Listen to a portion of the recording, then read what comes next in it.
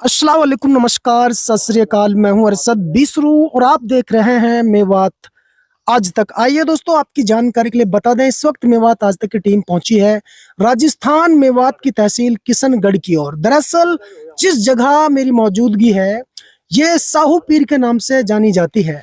यहाँ एक दरगाह है और एक खूबसूरत सी बहुत पुरानी मस्जिद है, वो मैं आपको दिखा दूं। ये देखिए, ये मस्जिद है और सामने जब आप देखोगे चारों तरफ जो इसकी किलाबंदी है वो पहाड़ों से है।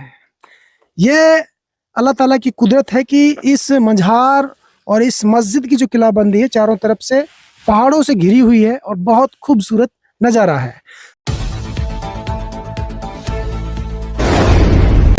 अंदाज ज़्यादा जानकारी के लिए हमारे साथ इस इलाके के बहुत ही उच्च कोटि के सोशल वर्कर हैं मोहम्मद कासिम मेवाती जी। उनसे हम जानेंगे इनके इतिहास के बारे में, शायद वो कुछ हमें बता पाए। राता खुर्द गांव आता है जो तहसील हाँ। किशनगढ़ पास असल में में कासिम साहब, हमें जब किसी ने बताया तो सिर्फ ये कहा था कि अरशद भाई जब कभी आप किशनगढ़ की तरफ आए तो यहाँ एक जगह है बड़ी मशहूर साहू पीर, तो उसको कवर करना। तो जब हमने इसकी कवरेज करने की सोची तो फिर हमारे मन में भाई कासिम साहब को बुलाते हैं, उसको बहुत ज्यादा नॉलेज होती है इन चीजों के बारे में, तो इसलिए हमने आपको बुलाया यहाँ पर।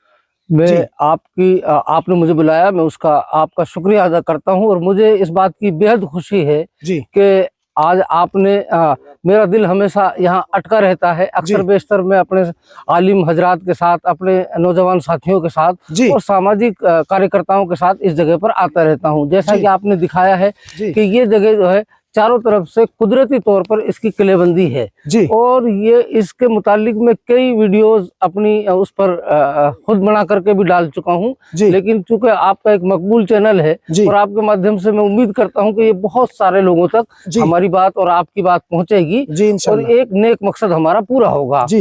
मैं आपको यहाँ तवज्जो दिलाना चाहता हूँ और तमाम सुनने वालों को ये बताना चाहता हूँ कि ये जिस जगह हम खड़े हैं ये पुरानी एक आबादी रही है। इस तरफ आप निशान देख रहे हैं, ये कभी ये दीवारें, यहाँ पूरे मकान हुआ करते थे।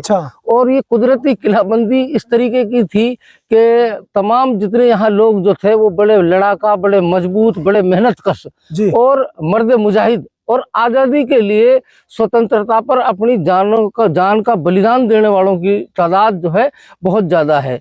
अब आते हैं हम इसके इतिहास पर। ये राता खुर्द है और मौलाना हुसैन अहमद मदनी साहब ने जो एक तहरीक चलाई थी रेशमी रुमाल, उसके बानी थे मौलाना अब्दुल कुद्दूस अफगानी साहब।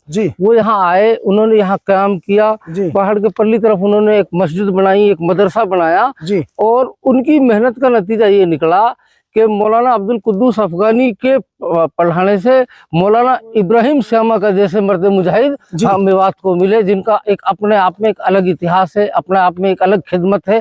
और मैं यहाँ आपको बताता चलूं कि मौलवी इब्राहिम साहब जो है सबसे पहले मेवात के पहले 1952 में कामा विधानसभा से विधायक रहे और उसके बाद एक लंबा सिलसिला उनकी खिदमतों का है, उसके लिए हम अलग से किसी दिन बात करेंगे। लेकिन फिलहाल हम जो बात कर रहे हैं वो हम बात कर रहे हैं कि अब्दुल कुद्दूस अफगानी साहब का एक खिदमत यहाँ रही है। उन्होंने और यहाँ के लोगों ने हमेशा जो ये अलवर एक अलग जैसे रियासत थी, रजवाड़ा था और राजाओं के साथ मेवात का टकराव हमेशा रहा है। राजाओं की और मेवात के लोगों की कभी नहीं बनी, तो यहाँ के लोगों ने तंबाकू पर टैक्स देना अलवर की रियासत को बंद कर दिया। उसको लेकर के एक बड़ा झगड़ा हुआ, बड़ी एक मतलब जो है राजा की, मतलब जो अलवरिया राजा था वो लोगों से टैक्स लेता था। राजा वो सारी सरकारें जो रियासतें होती है उनका जो निजाम चलता है हुकूमत का, वो जिस तरीके से आज भी टैक्स से सरकार चलती है उसी तरीके से लोगों के कर से ही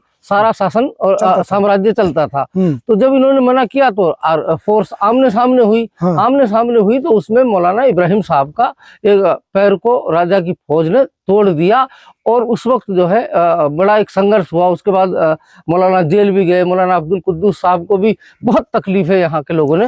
जिसका पैर तोड़ा था, हाँ, मौलाना अब्दुल कुद्दूस साहब के पैर तोड़ा गया था, मौलाना इब्राहिम साहब के पैर को भी तोड़ा गया था। इन दोनों में से विधायक कौन सा था? मौलाना इब्राहिम साहब जो मेवात का सबसे पहला विधायक था। मौलाना इब्राहिम साहब जो श्यामा का वाले, वो पहले कामा से 1952 में MLA रहे पूरे 5 साल। तो यहाँ के लोग बड़े मजबूत और बड़े खुददार किस्म के जी। लेकिन अफसोस की बात यह है कि जब 19 देश की आज़ादी के बाद जो सबसे बड़ी त्रासदी हमने जो बंटवारे की झेली, उसमें सबसे बड़ा नुकसान ये हुआ कि हमारे यहाँ से लोग यहाँ से स्थानांतरित हो गए, माइग्रेट कर गए, वो दूसरे देश में चले गए।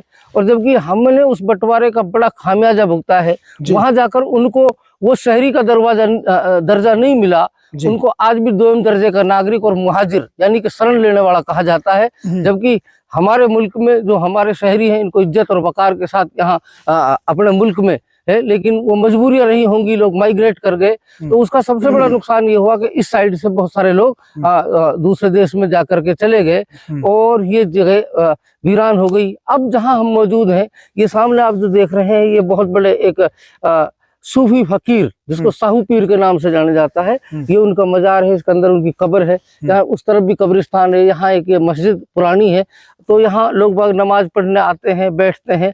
और ये मस्जिद में अक्सर जो भेड़ बकरी गाय भैंस चलाने वाले जो लोग हैं, वो दिन में यहाँ नमाज पढ़ते हैं, अजान देते हैं।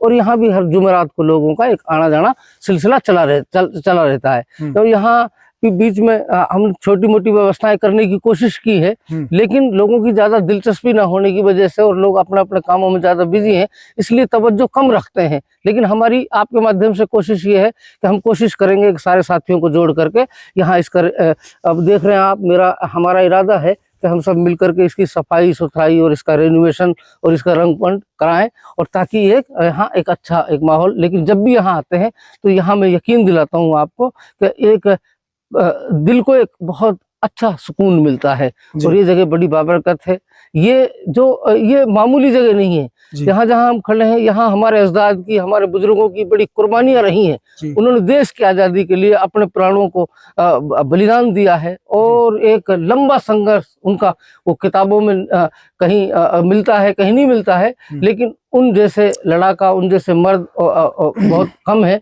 और मेवात की वाहिद जगह है कि जहाँ से अनेक लोगों ने मुल्क की आज़ादी के लिए अपनी जान कुर्बान की और आखिर दम तक वो लड़ते रहे। और यहाँ उनकी कुर्बानियों का नतीजा है कि हम 15 अगस्त 1947 को आज़ाद हुए। लेकिन उसके बाद, आज़ादी के बाद, उसका एक ब्लैक डॉट ये है कि वो बंटवारा की जो तकसीम का जो दर्द जो सबने झेला है, उससे बहुत सारे लोग विस्थापित हो गए। उसकी बनिस्बत जो बड़ी आबादी थी वो यहाँ से माइग्रेट कर गई। आज भी इस गांव में बहुत सारे लोग आबाद हैं, लेकिन ये चलती रहेंगी चीजें और हमारी कोशिश है। एक आखिरी सवाल मेरा, इस गांव में जितने लोग रहा करते थे वो सारे मेव समाज के लोग थे, मेव थे वो?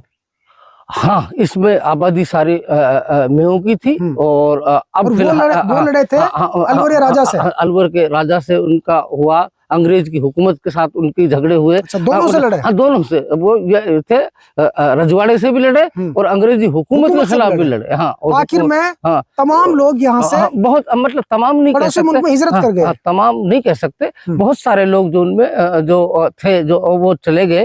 बाकी कुछ लोग हैं अभी भी राता खुर्द में, बहुत सारे लोग आबाद कहाँ चले गए? वो जब पार्टीशन हुआ, हिंदुस्तान जब तकसीम हुआ, तो वो पाकिस्तान चले गए और अब वो वहाँ आबाद हैं। बाकी इस गांव में अभी भी बहुत सारे जो है, लेकिन ये है कि उसके बाद जो वहाँ से रिफ्यूजी लोग आए, शरणार्थी, उनको भी यहाँ जगह दी गई। तो इस तरीके से कुल मिला के मेवात इलाके का ये बहुत मर्द गांव माना जाता था उस जमाने में। इसमें कहीं कोई शक नहीं है कि ना अंग्रेजों से दबे, ना राजाओं से दबे। जी, ये यकीनन इस बात को बड़े फख्र के साथ और बड़ी मजबूती के साथ कहा जा सकता है कि यकीनन ये गांव बड़े लड़ाकाओं का, मर्द मुजाहिदों का, और ऐसे मुजाहिदों का जिन्होंने मुल्क के लिए अपनी प्राण की आहुति दी, ये कहा जा सकता है। दोस्तों, यदि आप हमारी इस वीडियो को फेसबुक पेज पर देख रहे हैं तो हमारे पेज को लाइक कीजिए, शेयर कीजिए। यदि इस वीडियो को यूट्यूब पर देख रहे हैं तो हमारे चैनल को सब्सक्राइब कीजिए और बेल आइकन घंटी को दबा दीजिए।